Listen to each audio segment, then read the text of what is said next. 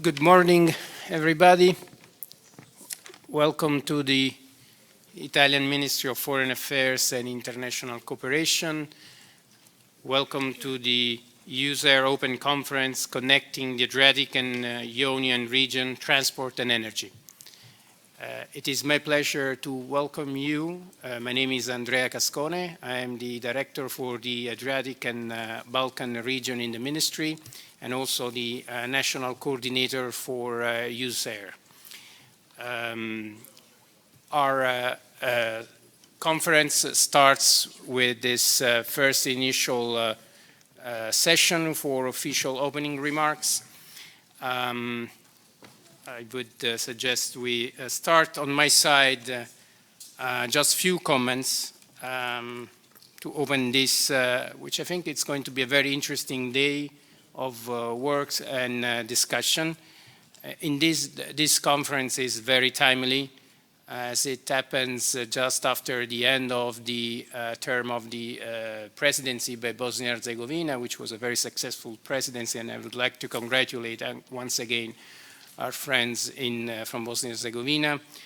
And there's been now the handover to the new presidency of Croatia, which we welcome and we congratulate and wish really the best success. We are in very capable hands, and I'm sure that Croatia will deliver excellent results during their presidency. It is a very important moment for Eusair. We just finished the first cycle of life of the strategy, 2014-2020, and now we are moving in the new phase.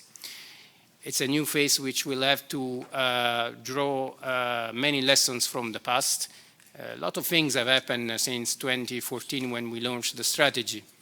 Of course, we had the pandemic crisis, the war in Ukraine, which have reshaped not just the geopolitical order, but also the priorities that we intend to pursue in terms of territorial cooperation.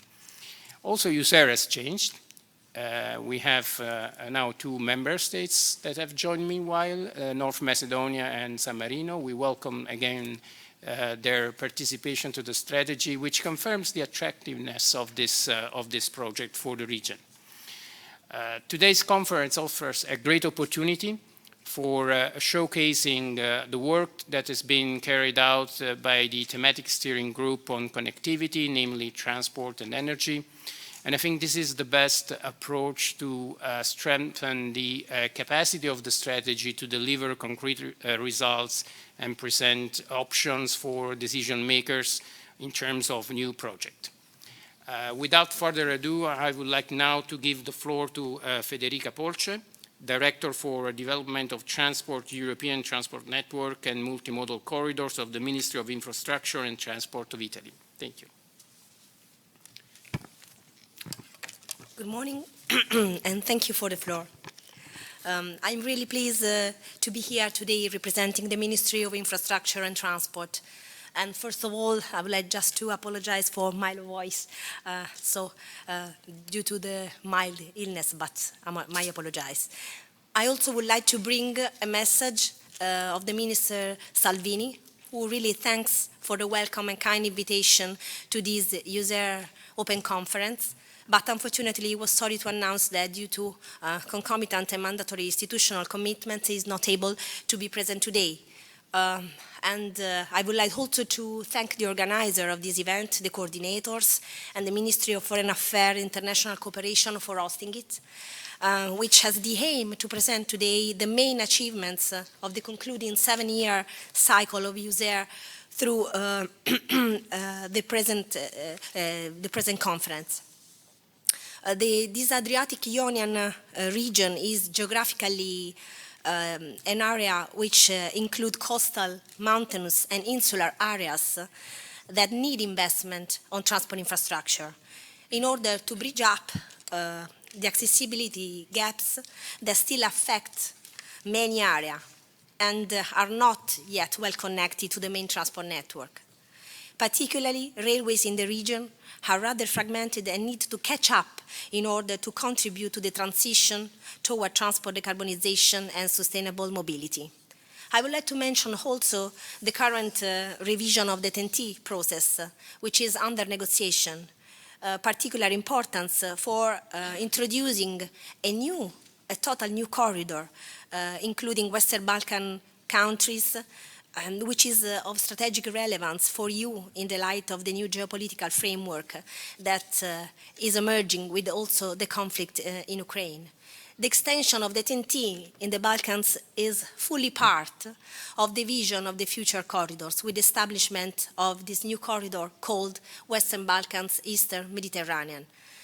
This corridor connects Western Balkan countries to Italy, Austria, Slovenia, Croatia, Hungary, Bulgaria, and Greece, reaching the Black Sea thanks to the connection to the other corridors. In this way, this corridor represents a real junction, a key axis of connection between the Mediterranean and the Baltic Sea on one side, and the Western Balkans and Eastern Mediterranean and the Black Sea on the other. Hence, it constitutes the first step to facilitate integration, social cohesion, and gives the focus of transport policy in the Balkans towards West Europe. Having said that, I would like just to mention that for Italy, this corridor is strategic, of course, in the northern area, including one connection through Trieste-Ljubljana section that allows the connection with the Mediterranean and Baltic-Adriatic corridors, and also in the southern area, to maritime connection with Bari-Durrës section. This section connects the Western Balkans to the Baltic-Adriatic corridor extended up to Bari. So, this network of connection, really centered around the Adriatic Sea, represents an important novelty in EU policy, which is significant for the development of maritime connection between the ports of Adriatic and Ionian areas. Let me now just briefly mention the main achievements of Eusair during the last 7 years. The Ministry of Infrastructure and Transport of Italy has coordinated, together with Serbia and North Macedonia, the transport group of Eusair, Pillar 2, since the launch of the strategy, 2014, and has identified 2 specific regional priorities, which are the harmonized and sustainable development of maritime transport on one side, and the network of intermodal connection for freight and passenger traffic on the other. Through these years, Pillars 2 contributed to improve connectivity, integration, and cohesion, identifying and monitoring also quite 58 projects, the so-called Eusair-labeled projects, which are included in the publication today, of macro-regional relevance, enhancing accessibility to the TEN-T networks, interoperability and cross-border connection, intermodality between different modes of transport, and transport digitalization to overcome some structural gaps, improving transport service quality.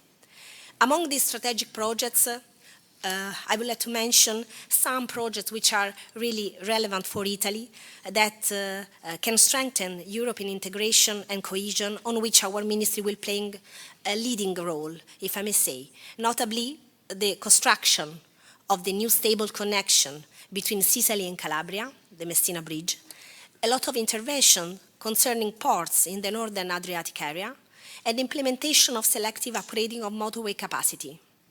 We believe that a macro-regional vision on transport projects can help to overcome challenges and difficulties associated with implementation of initiatives that encounter during time bureaucratic, regulatory, and financial obstacles that can hamper their implementation. Through the macro-regional strategy, it's possible to mobilize resources, favoring greater cooperation between various countries concerned.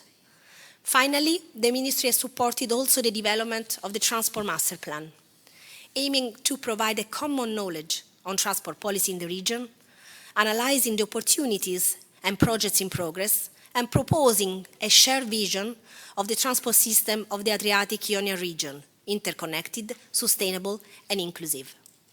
The master plan can really help improving seamless transport of goods and people, while reducing, on one side, environmental impact and boosting economic growth, competitiveness, and territorial cohesion in the region. Furthermore, the interconnection of transport networks can favor the development of new commercial, touristic, and cultural opportunities. In conclusion, during the two-day conference, we are going to hear more about how Eusair intends to tackle these future challenges, developing successful initiatives in the field of transport and energy infrastructures, able to reconnect the local dimension with the national one, under the macro-regional and global perspective. I thank you again for your kind attention, and I wish to all of you a fruitful continuation of the works in order to treasure the interesting discussion that will be developed today. Thank you.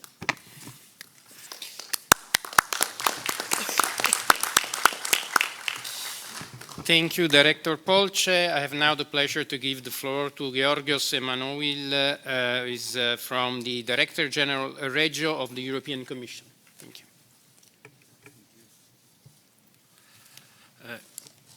Dear Eusair partners and colleagues, the region's fragmentation is reflected in infrastructure thus requiring better transport and energy connections.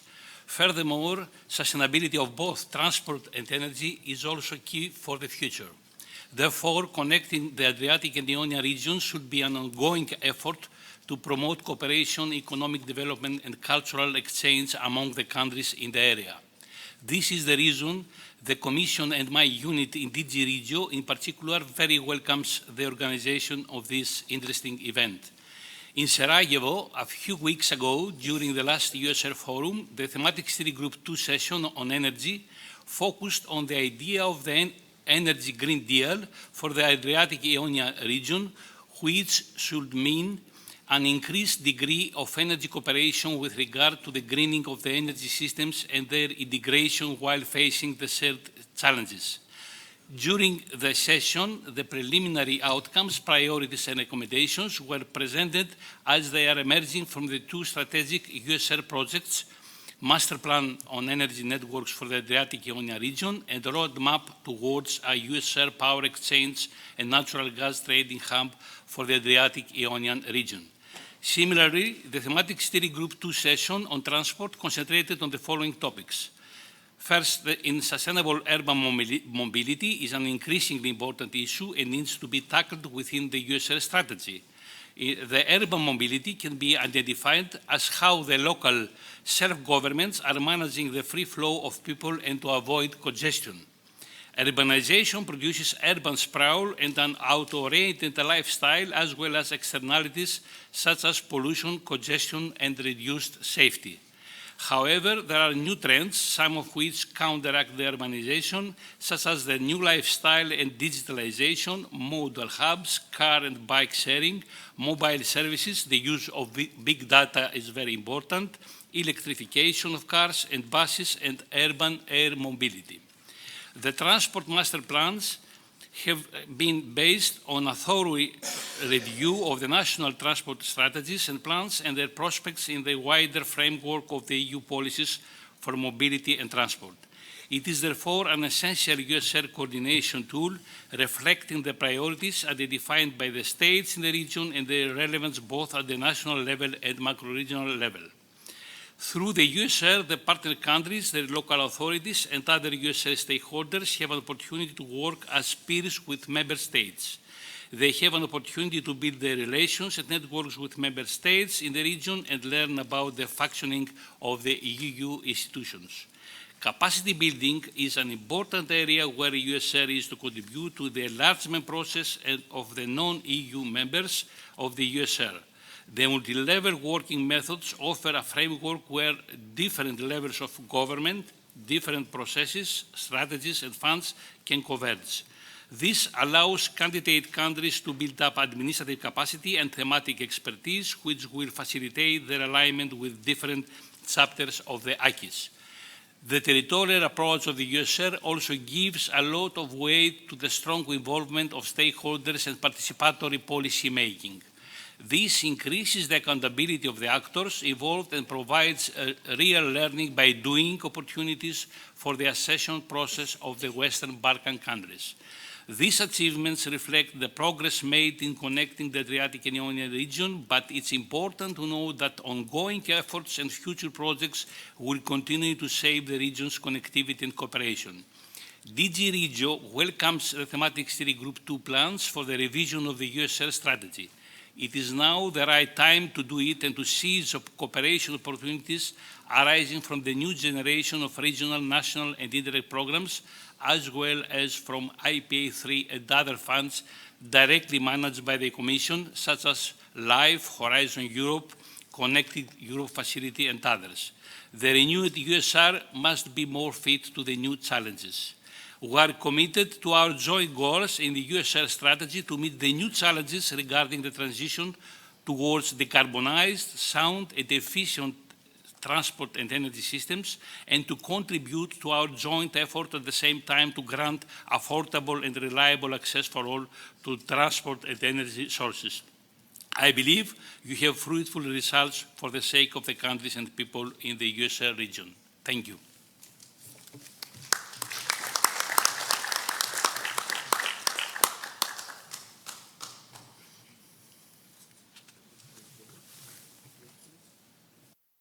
Thank you so much, Georgios.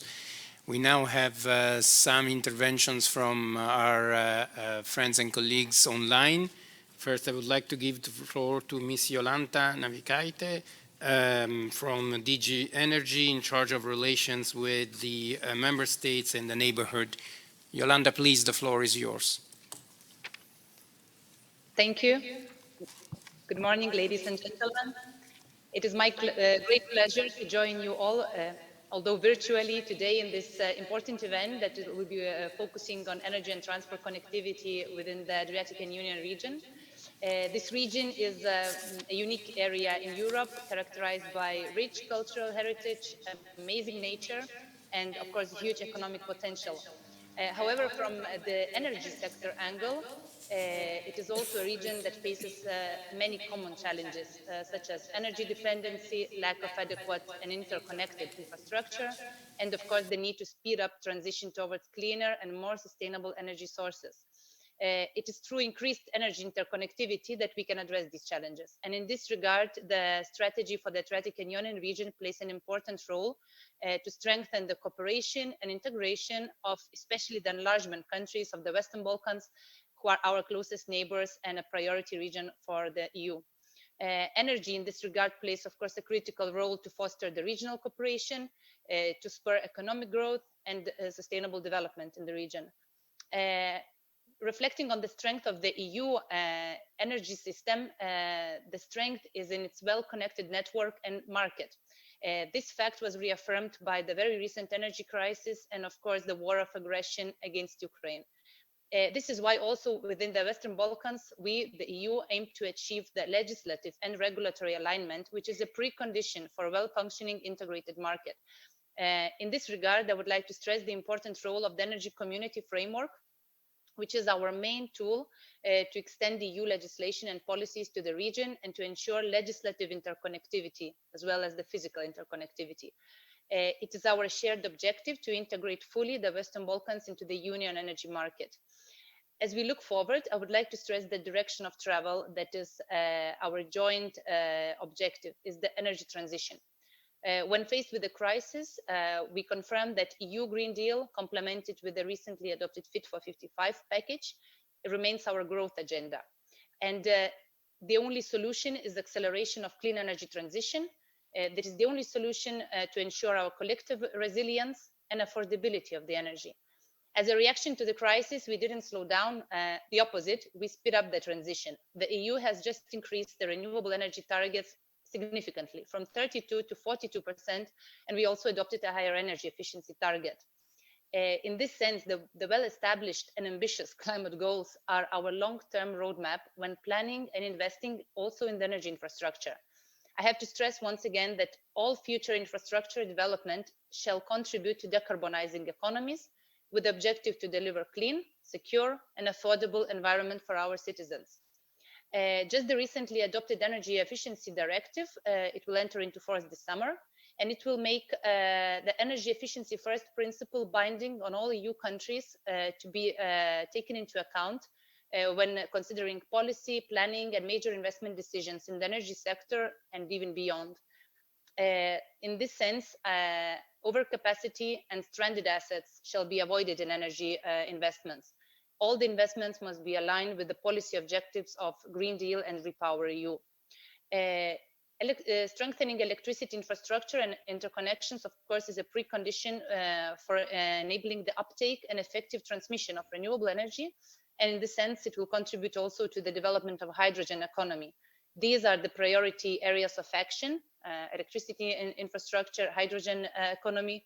And in this sense, the huge investments will be needed, where private investor contributions will be key to achieve this ambitious goal. I therefore stress once again the need to have supportive regulatory environment and alignment with the EU acquis for the countries that are still on the enlargement path. More specifically, this entails removing barriers, streamlining the remaining barriers, streamlining planning, permitting processes for high priority special infrastructure, embracing the digitalization of the energy sector, and these have to be the key strategic directions for our future progress. I would like to identify several directions of actions that we see that also the macro-regional strategies should focus in their future activities and planning to enable this transition and to be supportive for this transition, which is, of course, the major challenge for all the countries, be it EU member states or the enlargement countries. These several directions that I would like to identify would be, first and foremost, is the optimizing the use of existing infrastructure, and then developing the new key infrastructure pieces to enable transition. The third one is to roll out and scale up significantly renewable energy and other fuels that enable transition, develop and deploy clean energy technologies, and what is also very important is developing green skills to enable this transition. Without the adequate skills and the workforce, we will not be able to deliver this massive challenge. In this sense, collaboration, cooperation, and joint efforts among all the and all the stakeholders involved are key to realize the potential of interconnected and well-functioning energy networks and markets, and to drive the Adriatic and Ionian region towards sustainable energy transformation. In this regard, the platform provided by the European Union strategy for Adriatic and Ionian region contributes greatly to these efforts. I therefore welcome very much this event, and I wish you a very fruitful day of discussions. Thank you.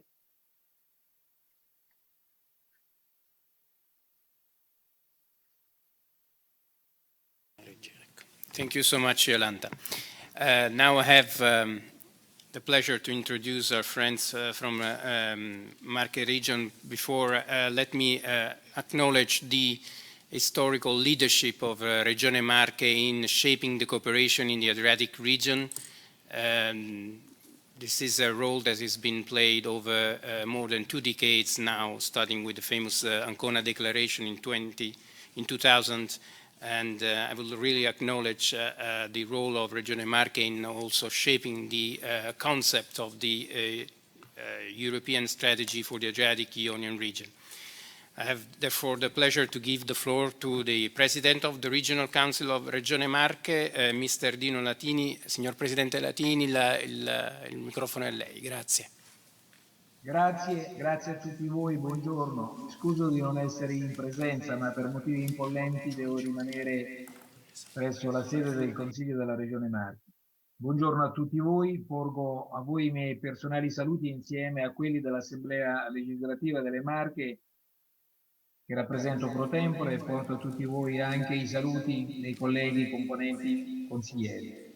Ho accolto con grande piacere l'invito a partecipare a questa conferenza, in quanto ritengo che i temi che verranno affrontati sono di cruciale importanza per il futuro anche della Regione Marche, la quale ha avuto fin dal 2014, possiamo dirlo, un ruolo centrale nel supportare sia a livello organizzativo sia a livello tecnico il pilastro di sua competenza, ovvero quello dei trasporti e dell'energia, ritenuto strategico per tutta l'Italia e per l'intera area adriatica e tirrenica.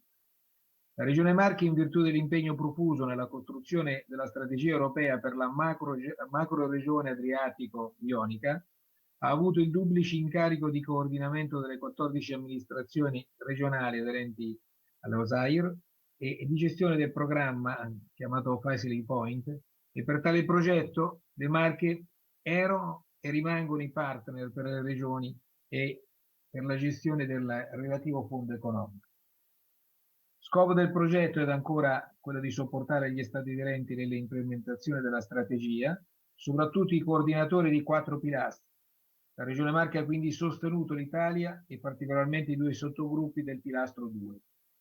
La Regione Marche in questi anni ha avuto un altro importante compito, quello di creare una piattaforma capace di connettere, comunicare e informare tutti i 10 paesi della strategia e le 14 amministrazioni regionali. La piattaforma ha cercato di connettere tutti i principali portatori di interesse, sia istituzionali sia non. In relazione ai trasporti e all'energia, quindi abbiamo garantito loro le necessarie assistenze tecniche per lo svolgimento del lavoro, le quali hanno consentito loro di sviluppare i 2 master plan, trasporti e rete dell'energia, oltre che una roadmap per la rete elettrica e lo studio inerente i Green a Smart Point. Proprio questi studi saranno presenti nel corso di questa conferenza, includendo anche raccomandazioni, ma soprattutto una sorta di programma per il futuro. La Regione quindi, di cui porto anche il saluto del governatore, il dottor Francesco Acquaroli, la Regione Marche non ha avuto un ruolo passivo o marginale, ma al contrario ha consentito all'Italia e ai suoi sottogruppi di operare fornendo assistenza di tutto il livello. In questo senso e concludo, rinnovo tutto l'impegno della Regione Marche, dell'Assemblea legislativa, dei suoi componenti, di poter consentire lo sviluppo ulteriore del progetto che è in corso. Buona giornata e buon lavoro a tutti.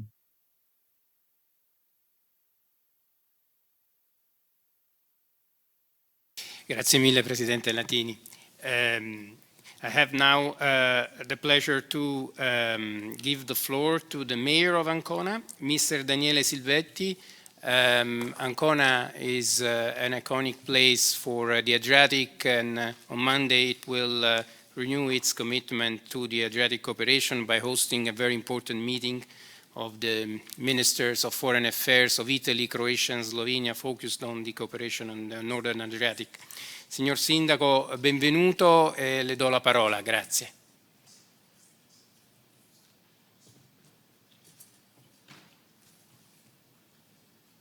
Grazie, buongiorno, saluto tutti i gentili e autorevoli presenti.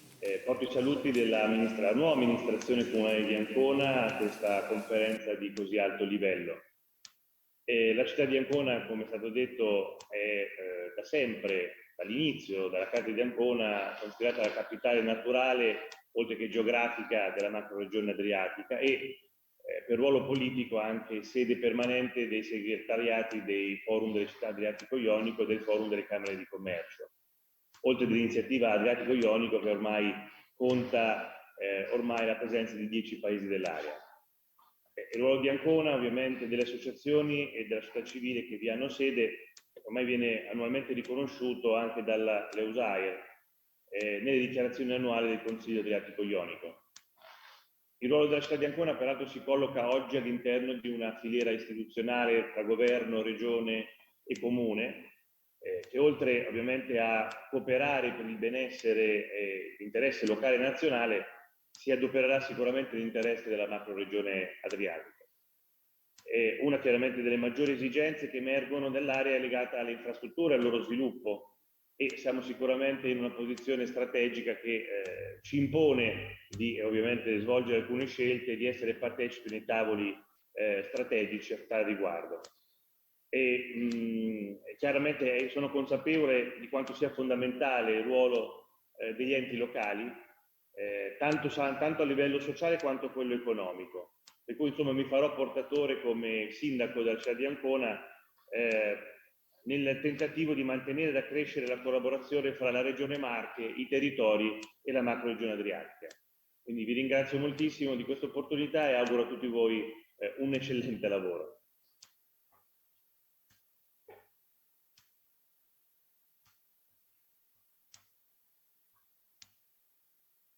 La ringrazio molto, signor Sindaco, per questo suo saluto e rinnovo i ringraziamenti a nome del Ministero e del Ministro Tajani per l'eccellente collaborazione con la città di Ancona.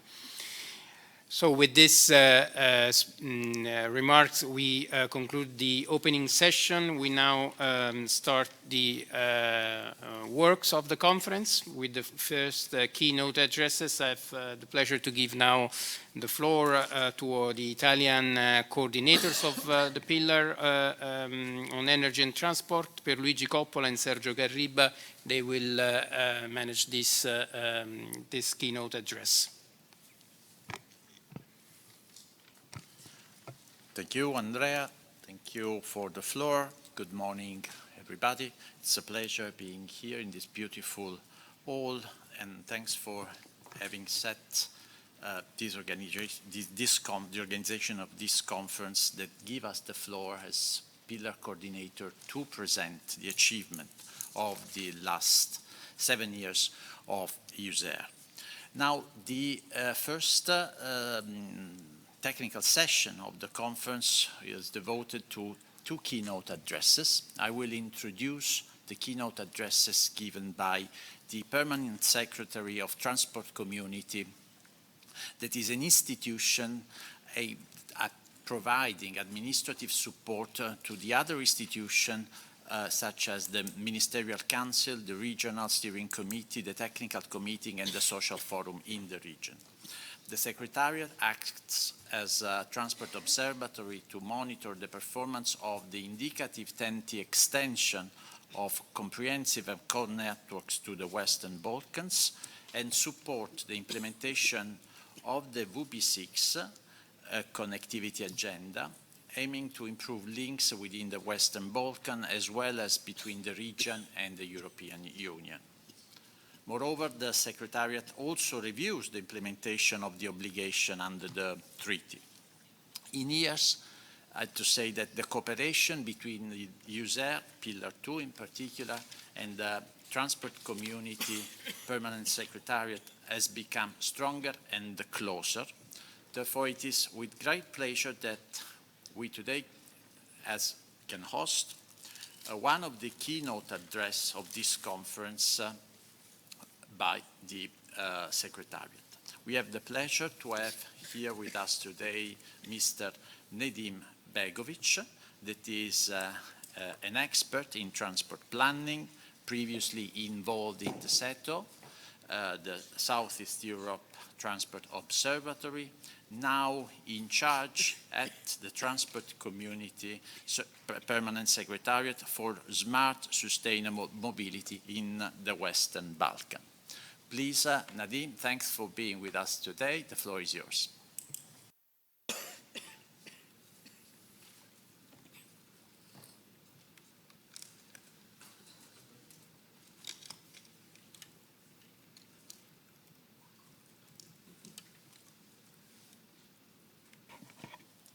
Now, can you hear me? I think yes. Good morning, everybody. First of all, to greet you all and to thank the organizers for having me. To start with the presentation, basically what I want to share with you today some of the key pillars. How do we see transport and mobility developing in the future? We know that the main purpose of transport is not to be an industry for itself. It's basically to serve the people's mobility, it's to serve the economy and the businesses of the country, and with the new development, it's strategic to do that in an environmentally friendly way. So today's presentations be going to focus on these 3 pillars: infrastructure development, sustainability, and connectivity.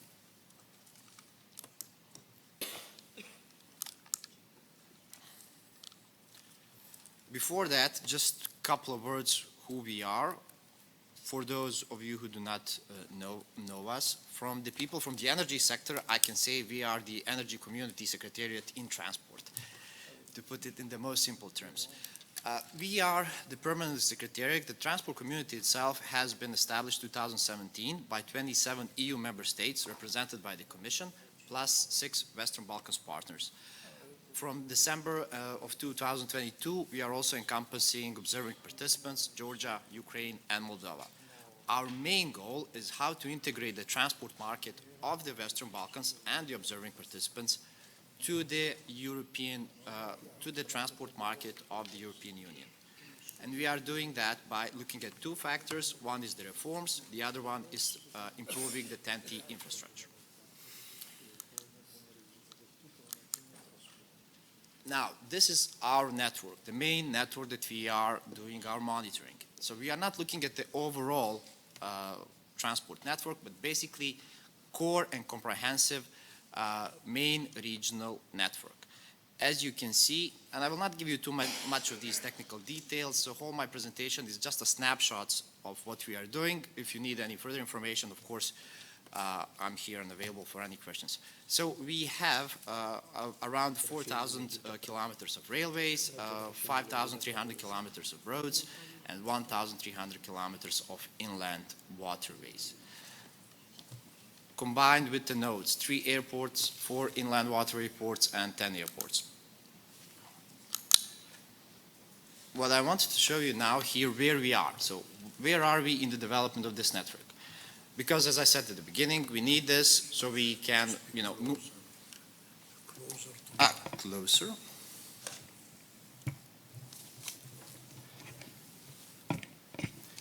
In the context of development of this network, so where we are now, we have been investing a lot of money in development of the road network. So currently, we are basically on a 50% of completion of the network in comparison to the TEN-T standards. When looking at our rail network, we had, an advantage that we already before had sort of interoperable standards. And you can see this by the electrification of the network, with basically 3/4 of the network, of the core network, is electrified. Axle load, we also have like 90% of compliance with the TEN-T standards. But you can see that we need to do more is, even though 80% of our network is designed according to the speed, for the speed of 100 kilometers per hour and more, only 14% of network can actually achieve this speed. So only 14%. And this adds up to the competitiveness of, or lack of competitiveness of rail transport and lack of modal share towards the rail transport and general environmentally friendly modes. So we have to work more on that. And this is the reason for this is basically underinvesting in railways and also lack of maintenance. And what we need to do, work more, is on making our rail network digital. So deploying of ERTMS.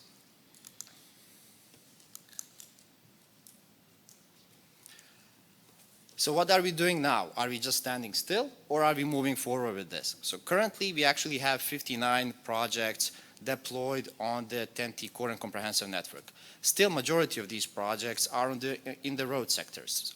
They are worth 6.7 billion. And 15 projects in the rail sector with 2.8 billion. And also several projects in seaports and actually in airports and 1 seaport. So we are kind of moving to the goal of achieving the TEN-T standards. We are not moving in the speed that we want to move, but this is the area that we are working on. Generally speaking, transport projects are very long-lasting and the projects that have a long duration for implementation. Here we just see where are these projects positioned. So basically, and we are seeing the difference between the regional partners to regional partners. In Montenegro, for example, we have projects for rehabilitation of railways, in North Macedonia as well, in Kosovo as well, while in Serbia we are having focus on road, in Bosnia, and so on and so on. Still, you can see this is the shape of the network, but you can see that still there is a lot of work to be done. When we come to the investment needs, which we also investigate within this document, 5-year rolling work plan, we have 74 transport projects identified. Total investment needed is 23 billion. 8.6 billion for mature projects. So these are the projects that already have certain project documentation in place. Basically, at least feasibility study and preliminary design is done. We still see there is a large focus on actually in the road sector, but also we are seeing that there is increase of investments or actually increase of projects in the rail sector, which is kind of showing us there is a bit of a trend moving to the railway sector.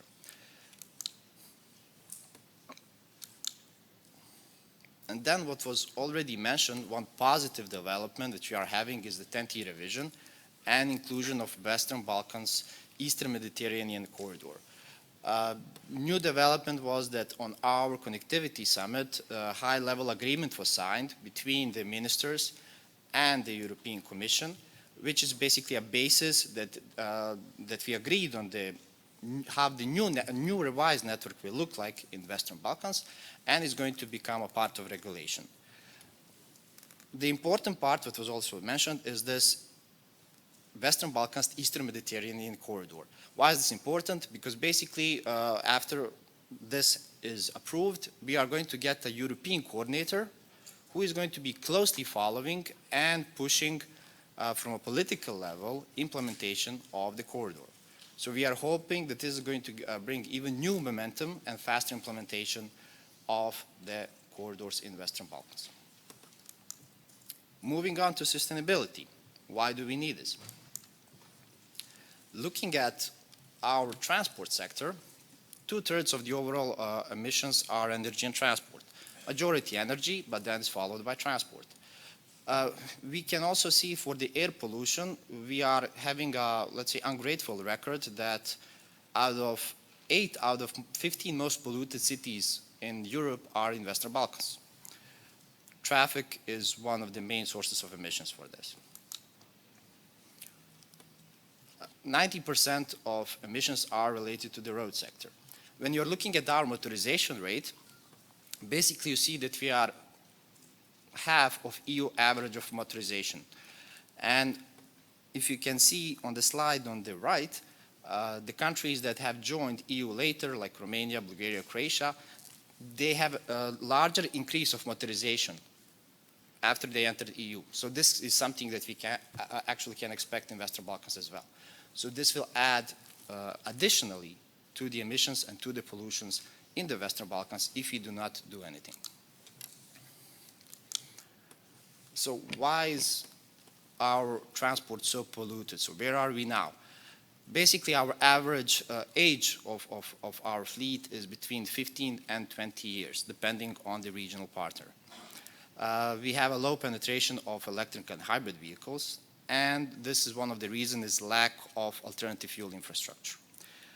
What else are we having is lack of unified approach on basically setting these emission standards for importing the new vehicles or used vehicles.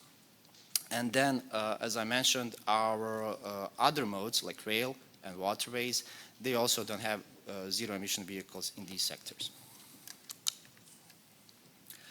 So we wanted actually to see what can we do here and how can we help the region in making their transport more greener. And that's why we developed the Sustainable and Smart Mobility Strategy. This strategy is mirroring the EU strategy in the context of goals. So we are looking at sustainable mobility, smart mobility, and resilient mobility. And we have created a roadmap for decarbonization and digitalization of transport in Western Balkans. So taking into account EU objectives, but adjusting it to the realities of Western Balkans.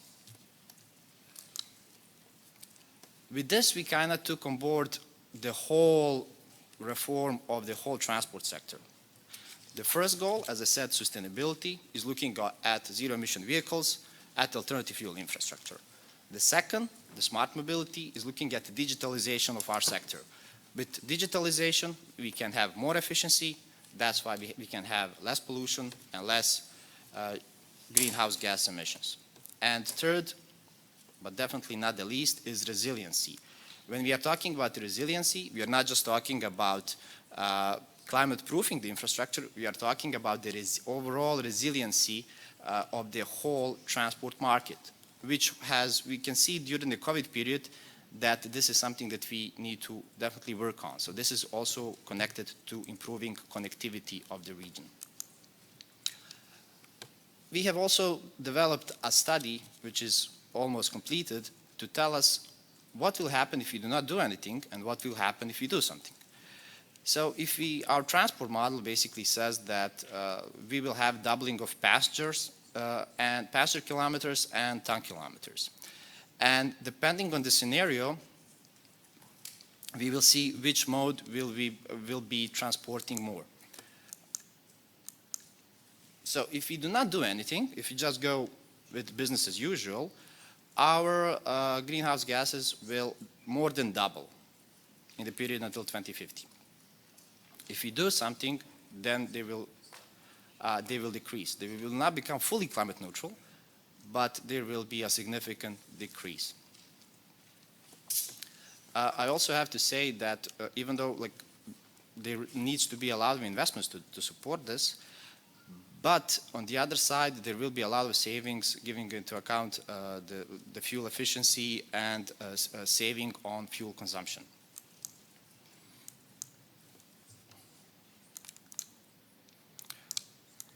For the part on connectivity, I will here focus just on the freight connectivity for the sake of time.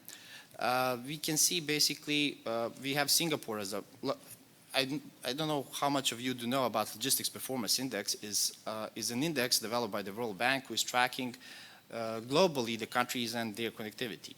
So here we can see that Singapore is a front runner, which is this wide red, and we can see Finland, which is a European front runner, and also Italy and the Western Balkans. And just there, you can see basically that we still have a lot of things to do in the context of improving our customs, improving our logistics competence, just better improving our overall connectivity. About infrastructure, I already spoke a bit. And we are, in the transport community, what we are also looking at these other aspects. So we have developed a transport facilitation action plan, which is closely looking how can we improve our border crossings and what can we do to reduce the delays on border crossings. There are developments in this area, but due to the complexity and multiple number of players, this is going a bit slower than we would like to do. But I can tell you, let's say, the hope is that we will soon have joint stations, and that by establishing these joint stations, we will be able to cut basically the border waiting time in half. And coming close to an end, what we are also doing is important for connectivity is establishing digital transport corridors, which means, plainly said, establishing, having paperless freight transportation. Last year we have done a study. What will happen if we make all consignment notes digital, which is according to the EU regulation. And even looking at the conservative projections, we can see that we can actually in the region do a lot of savings. If we just do this intra-regional exchange of documents, we can save 26.5 million euros in a 5-year period. If we do the whole region and connect it to the European Union, we can save 163 million, which is 1/3 of the all administrative costs that we are having now. And I have to say, this does not include the delays at the border that we are having. So this will also improve that processes. Something which is highly welcomed in the region, and currently we are cooperating with CEFTA to see how can we pilot some of these solutions.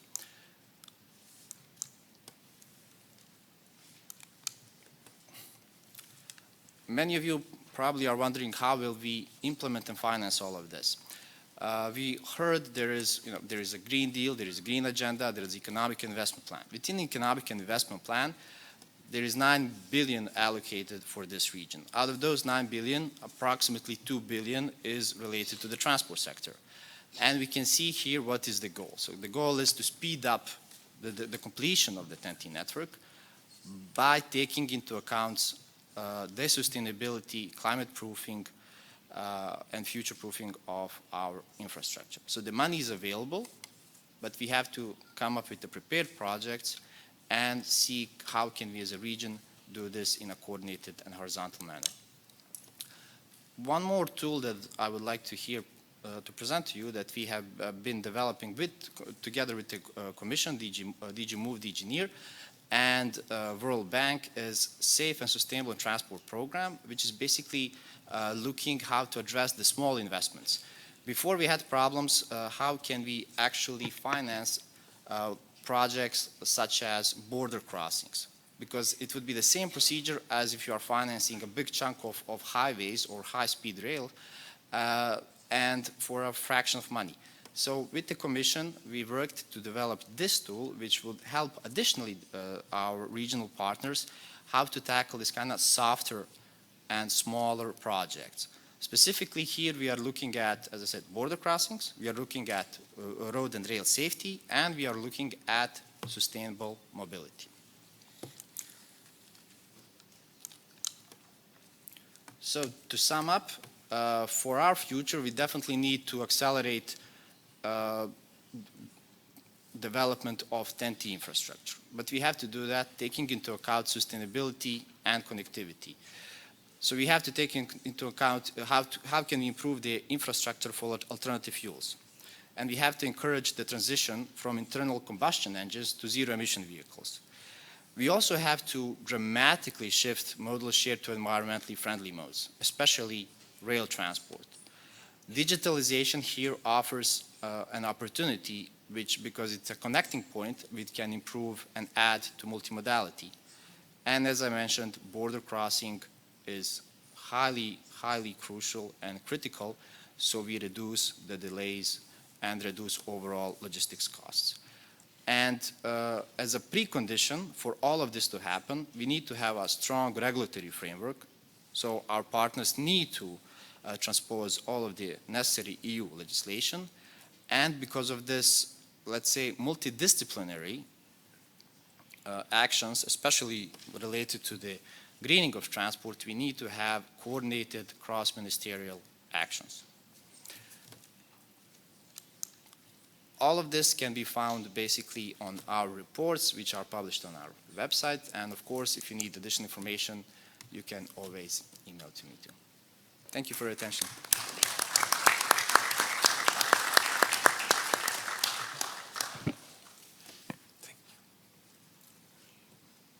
Yes, thank you. I'm Sergio Garriba.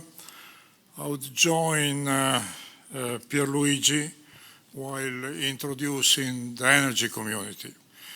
The energy community was established in the year 2005, and it is embracing countries from Southeastern Europe until the Black Sea. The energy community was, I should say, according to my recollection, the first attempt to try to integrate policies and countries regarding energy into a system coherent with the acquis of the European Union. We think the energy community was very successful. Regarding Eusair, we keep a strong interaction and synergies with the energy community. I would say our work is developing in an interactive way, and I should say the energy community is instrumental to Eusair with regard to energy issues, while Eusair might be instrumental to the energy community. As a consequence, we decided to have in this conference a presentation which will be made by Adam Balo on, the energy community policies, strategies, where they are now. And the understanding is they are much broader than the energy, the Eusair. And the Eusair is much more focused, I would say, on issues regarding, the projects, regarding the policies, regarding the long term. As you will see during our afternoon. But I think we are good friends, and we will make a long way together. Thank you. Please, Adam, have your speech. Mr. Garriba, thank you very much for the kind words and the introduction, and thank you for the invitation and that we can be here. I would like to start my speech with an anecdote which is actually also an analogy and very well fits to our location today in Rome. So last year I was at the WBIF board meetings in Rome around at the same time of the year, and we had a very interesting tour of the city with a very nice guide who told me at Teatro di Marcello that, Adamo, look, Rome is built like a lasagna. We built layers upon layers upon layers. And that's how we develop the city. And I would like to talk about these layers of the lasagna for the implementation, because we are building layers upon layers upon layers with regards to infrastructure, with regards to legislation and regulation. And I will touch upon four of these lasagna layers. One is directly energy infrastructure related, which is the 10E. I will talk about then about gas legal acquis, electricity legal acquis a bit, and also about the climate and the Green Deal related developments. So first of all, 10E regulation 2020-869 in the European Union, which has been implemented in last year, and together with the contracting parties and DG Energy European Commission team, we are working on the implementation of that legislation piece, which is the core of infrastructure, cross-border infrastructure development in Western Balkans and also the other contracting parties as well. Now, a couple of large changes compared to the previous version, which is foreseen to be implemented also in the energy communities version of the regulation. So first and foremost, you might recall the projects of mutual interest project category, which are the energy infrastructure projects crossing the border of contracting parties with the border of EU member states. Now, this category is now under the jurisdiction of the European Union, so PMI project selection is not anymore overseen by the energy community, but it's part of the PCI selection process. With that also comes the possibility for these projects to access the Connecting Europe facility. So actually we are happy about the change, and this gives actually a higher recognition to these projects also within the EU. Now but of course we also have to note that we have an agreement with the European Commission that due to this change, our involvement, so the Secretariat's involvement in the PMI selection process in the EU would be enhanced, so that we can make sure that the contracting parties, project promoters and the countries' views are represented and well considered. Now, another important change is that gas infrastructure category, so classical cross-border gas projects are not anymore eligible under the new 10E framework. Nevertheless, there is a new infrastructure category, which is the gas smart grids, which became eligible as a new feature. And of course, hydrogen infrastructure, including electrolyzers, are also within the new 10E framework. And we are working towards implementation so that to make sure that those project categories are also eligible in the energy community. Another important step forward is the offshore grid planning, joint offshore grid planning practical process in the EU, and we came up with a practical solution together with the colleagues in the European Commission, which is the proposal which was put forward in the Commission's proposal to the Permanent High-Level Group a month ago. And this includes also practical solutions for the energy community contracting parties to be part of the EU offshore grid planning. Now, as next steps, so the projects of energy community interest selection process is foreseen for 2024, provided that the Ministerial Council in December indeed implements the regulation in the energy community as well. And that will mean that the projects of energy community interest selection procedure will focus on projects which are within the contracting parties. We will prepare for this selection or set the scene already during the autumn so that we inform the stakeholders, and then we can move forward after the implementation of the regulation starting from January or February. Now, with regards to the gas, so second layer, which is more moving towards the legislative part, Of course, 10 is also legislative, but it's directly linked to the infrastructure. Now, in the gas acquis. So in line with the Energy Community Decarbonization Roadmap as adopted by the Ministerial Council, the adaptation and implementation of a number of EU acquis, of course, is foreseen in the Energy Community. Among them, once the review of the Gas Directive and the Gas Regulation is finished in the European Union, and respectively this is the Directive 2009/73 and Regulation 715/2009, of course it will be adopted and adopted in the Energy Community legal acquis, which of course brings new tasks for us as well, and perhaps also for the contracting parties. But first it has to be finalized in the EU, and then the package will come to the Energy Community. You might know, so this package is also known as the Hydrogen and Decarbonized Gas Market Package in the EU. Now, implementing the methane emissions legislation is also foreseen in line with the decarbonization roadmap. And along with this piece of legislation, all the contracting parties are signatories to the Global Methane Pledge, which requires immediate actions in energy, transport and agriculture sectors as well, if the aim is to have 30% methane emission reduction by 2030. Now, moving on to electricity, we have to recognize, of course, the significant progress which was made in the recent year, specifically or recent years. In December 2022, the Ministerial Council adopted a new electricity package that completed the legal framework governing the electricity markets in the Energy Community, paving the way for the full integration of our contracting parties into the EU internal electricity market.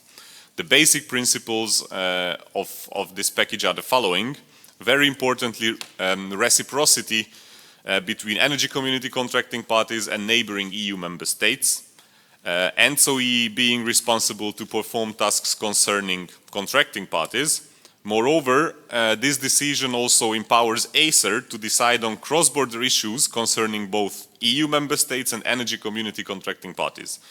And this level of cooperation and coordination ensures fairness and the level playing field for all market participants, thereby forging a unified framework for the electricity market. This adopted package also sets the ground for the contracting parties' nominated electricity market operators, the so-called NEMOs, and the TSOs to join the single day-ahead coupling, the SDAC, the single intraday coupling, SIDC, and the European balancing platforms on the basis, again, of reciprocity between the energy sector stakeholders from contracting parties and the EU member states. So, of course, while the contracting parties are yet at an early stage of transposition of the new electricity integration package, which is to be completed by the end of 2023, the establishment of day-ahead markets advanced with several go-lives this year, notably Albania, Montenegro and North Macedonia, and with 2 other markets go live in the pipeline, notably Georgia and Kosovo. Of course, further effort is needed to launch the intraday markets as well, to move ahead with the integration.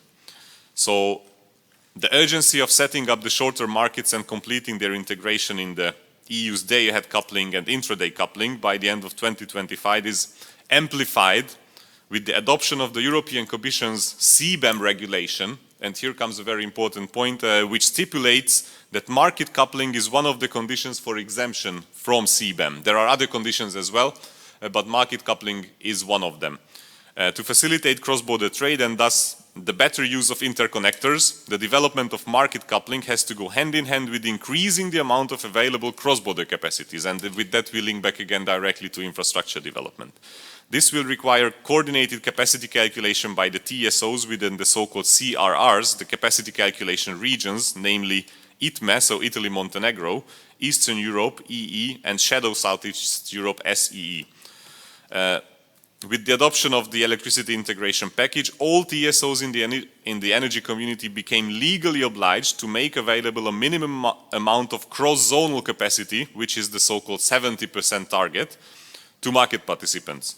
To foster the implementation, the Energy Community Secretariat is conducting a study which will identify technically and economically optimal ways to reach this target, but preliminary results show that none of the VB6 contracting parties currently fulfills the 70% target, and that the flow-based capacity calculation methodology of the TSOs would be able to provide better results compared to the current NTC-based capacity calculation practice. And with that, moving for the last layer, which is Green Deal and climate-related topic. So, of course, the market and the decarbonization, specifically the software, so the legislative and regulatory background, and the hardware go hand in hand. These are two sides of the same decarbonization coin.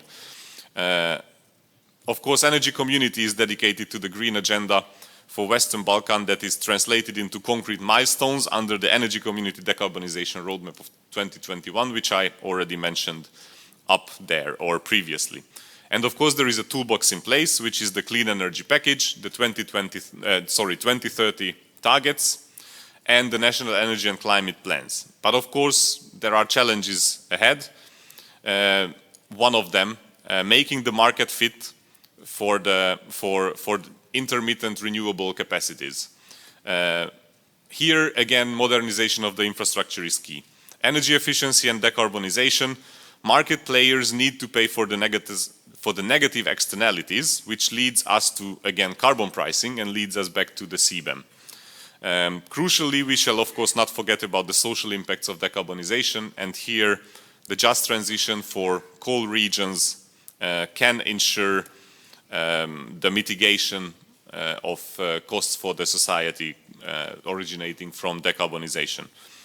The governance of decarbonization planning and realization is very important, which is ensured by the NECP process and the governance regulations. So, ladies and gentlemen, these were some of the layers of the lasagna, so a lot of work still lays ahead of Energy Community Secretariat, but most importantly the contracting parties, together with the European Commission, which requires, of course, efficient cooperation.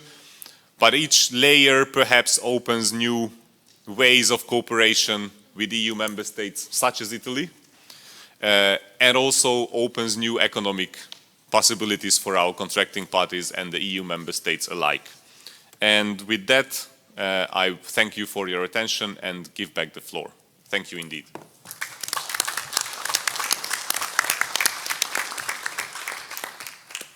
Thank you, Adam. I would pass the floor to Minister Scascone for the roundtable. Thank you very much, Sergio, and let me thank really Nedim and Adam for their very interesting and insightful presentation, which took us really in the heart of our discussions today. Now, this roundtable is focusing on the vision by the countries of the strategy Eusair, in particular 3 countries, Albania, Montenegro, and North Macedonia. In my opening remarks, I underlined the important changes that we have faced in the last years, and the impact this has had on the Eusair strategy. This is particularly true for the thematic steering group on energy and transport. We are in a completely different scenario compared to the 2014 to 2020 programming phase, and with really, I would say, a new narrative in the European Union about green transition, about the impact on transport by digitalization, decarbonization. So this roundtable tries to highlight the visions, the views of some of these members of the strategy vis-à-vis these important changes. You may be aware that the strategy is going through a revision that was launched last year and now is continuing on how to readapt the strategy vis-à-vis these challenges. So the speaker of this roundtable, let me introduce them. We have Ilir Bekai, National IPA Coordinator and General Director of the State Agency for Strategic Programming and Aid Coordination of Albania. Welcome, Ilir. Mr. Admir Samanovic, State Secretary in charge of Energy and Transport of the Ministry of Capital Investment of Montenegro. Mr. State Secretary, welcome to Rome. And Mr. Goran Nikolovsky, Coordinator, Eusair Pillar 2 of Ministry of Economy of North Macedonia. I would start with one question for all three of them, and it's really to focus on the, as I mentioned, this changing context and what are the new challenges ahead for the Eusair in your vision. Maybe Hilary, you would like to start? Thank you, Andrea. Colleagues and friends, first, thanks for inviting us. Thanks for organizing this event, also in this prominent building. But mainly, thanks for all the efforts that you have been doing, especially in this pillar.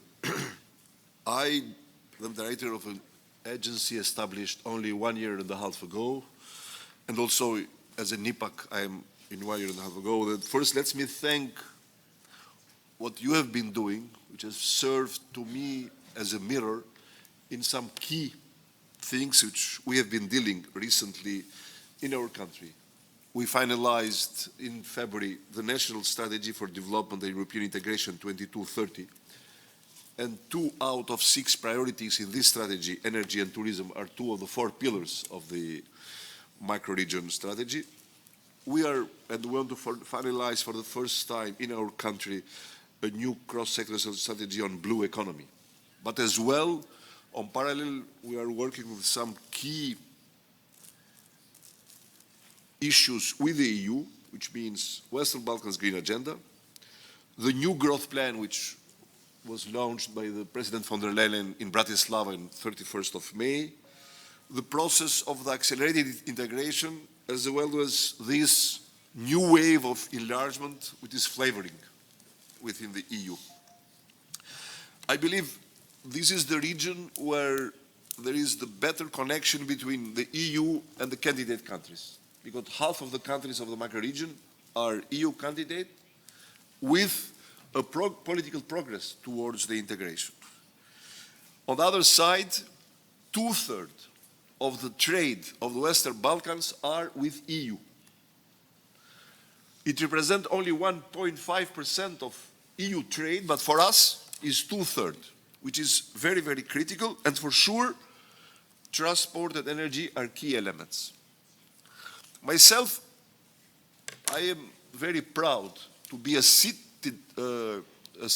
of this region, because it starts Roman and Hellenic civilizations.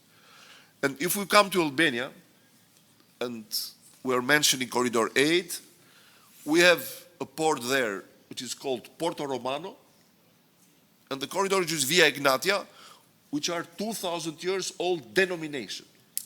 So at the end, we are still only competing tasks which we haven't done in the years. I don't fully agree with the joke that Adam mentioned here regarding the lasagna. The layers of lasagna in Rome are 2,000 years. Here, we have some task which has to be done by our generation, 2030, 2040, 2050.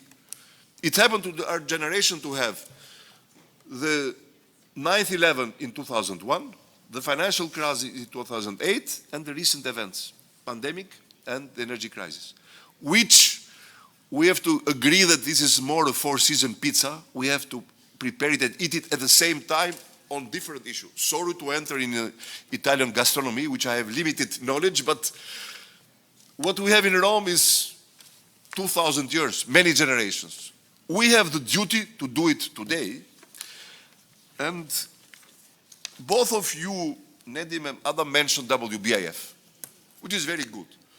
But last Friday in Oslo, I got, for my country, negative outcomes, and the walls were your organizations. Durrës-Rogozhin Railway was said to us, is not eligible, it is not core 10T, and Vaui-Deis, Montenegro interconnection is not part of European energy networks. And I am afraid that those 2 billion that you mentioned, at the time that we become eligible, we have gone. Because we live in a situation of limited resources, and we know that many resources, and we agree of it, has to go to Ukraine as well. So this is the context. So for us to achieve 2030, 2040, 2050 in our lifetime is needed more progress. Coming to the revision, Andrea, that based on what was said today, we have discussed in the previous meetings, one of the new pillars was digital. We didn't agree to have as a new pillar, but I believe it should be added to the connectivity. Because even there was mentioned smart transport, and 2 things which I believe were missed in the presentation of Nedim and Adam. In fact, one thing with both was, in my opinion, we missed the transport security and the energy security. By having those dimensions, we should be aware that probably the private sector will not follow us on this, because for the private sector it's not feasible. But if for a certain reason, which could be an earthquake, a fire, or events which today are present, even a corridor could become not movable for a certain period. And we have seen what consequences worldwide has put to the world economy, the distortion of the logistics. So, by resilience, I believe we should even be a little bit more redundant on our networks, which probably on a pure private point of view are not feasible, but being there as an insurance police in order to avoid disruptions. Thank you, Andrea. Thank you very much, Eusair, also for the very frank comments on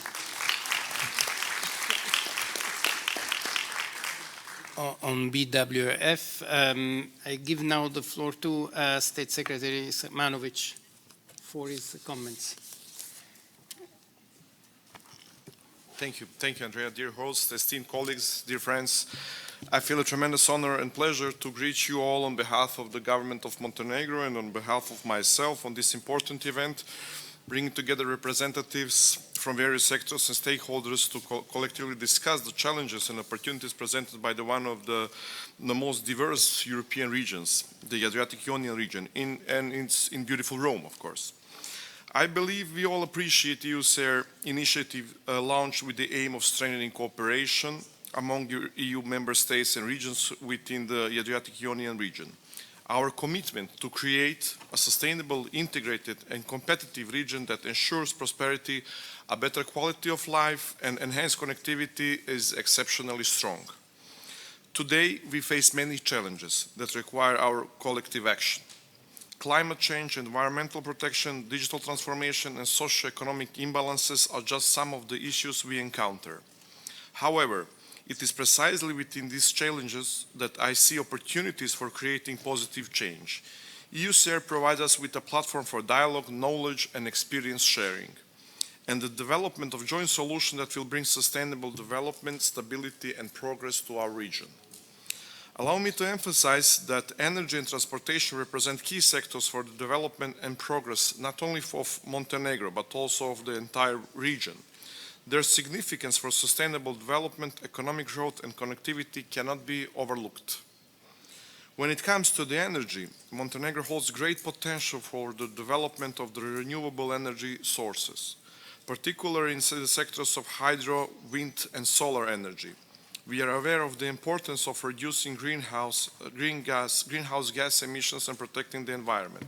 Therefore, we are actively working on diversifying our energy mix and reducing dependency on the fossil fuels. We are investing in the development of renewable energy sources, improving energy efficiency and smart grids to ensure sustainable and secure energy supply for our citizens and industries. Regarding the transportation sector, we recognize its crucial role in connecting our communities and promoting economic development.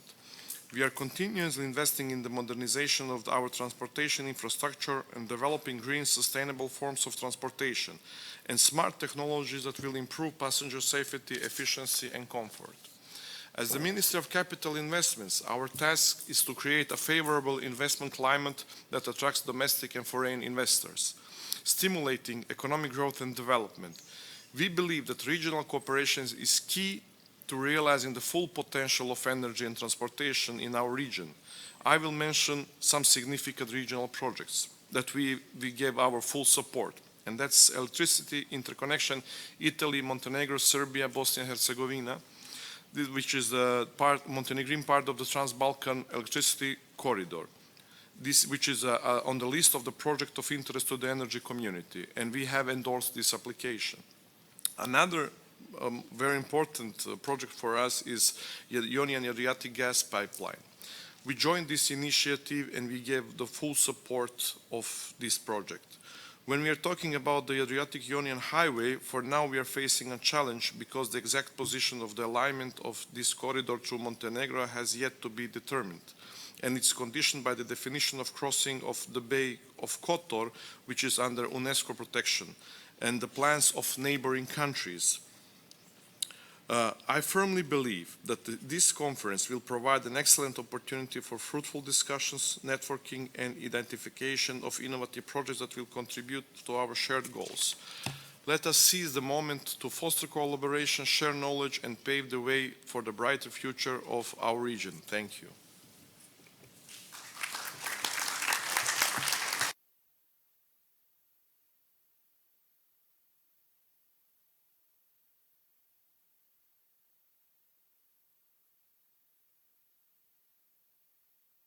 Okay. Thank you so much, State Secretary, for your remarks, and thank you so much for recalling also the strategic project of electricity interconnection between Italy, Montenegro, Bosnia-Herzegovina, and Serbia. This is really a game changer in our view for the interconnection between the region and the EU single market. I have now the pleasure to give the floor to Goran Nikolovsky for your comments, please.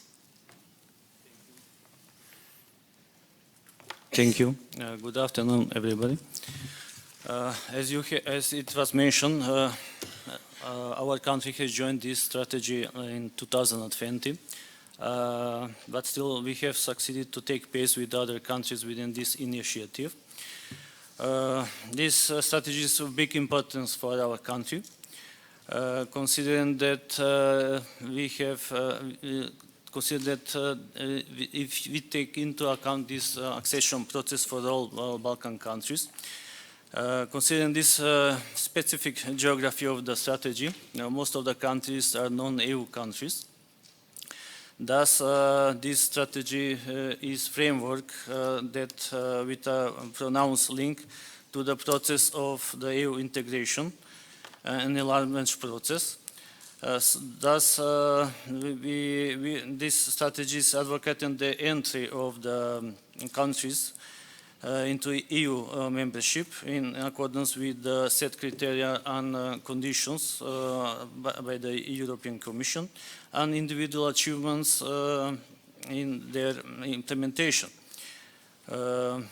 That's why within this initiative a greater visibility for this mutual cooperation is necessary. The other thing is that within this strategy it is expected to be strengthened the green dimension, which as you can see that is present only one objective of topics of the pillar 2. And its interlinkages with the other blue dimension of the other pillars. Third important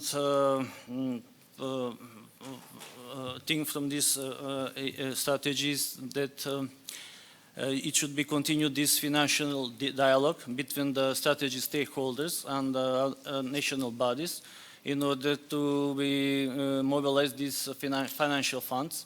Our country has adopted first in the energy community this just transition roadmap, where it is envisaged that for this process we need 1.5% of our GDP, and of course this document don't take into account all these costs, so this cost will be higher.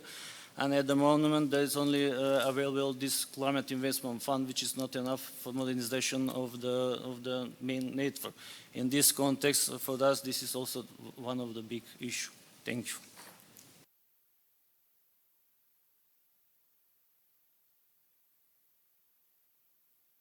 Thank you so much, Goran. And I really would like to thank all of the three speakers because they also anticipated my second question, which was actually on the changes. I think they all provide in their comments also some important indications about their views on what needs to be changed in the strategy in order to adapt to these new challenges. Also being mindful that we are running a little bit of time. I would close this workshop here just with a final comment. The revision of the strategy is a work in progress. We have started and we are very much mindful, all the members of the strategy, of the importance of carefully looking at all the options. You mentioned the digital transition, which is definitely a cross-pillar issue that needs to be taken into consideration, not just for the energy and transport, but really across the board, as well as green dimension, as was mentioned by Goran. So without further ado, I now would like to stop the works for a coffee break and then invite everyone to come back in this room at 11:15. Thank you.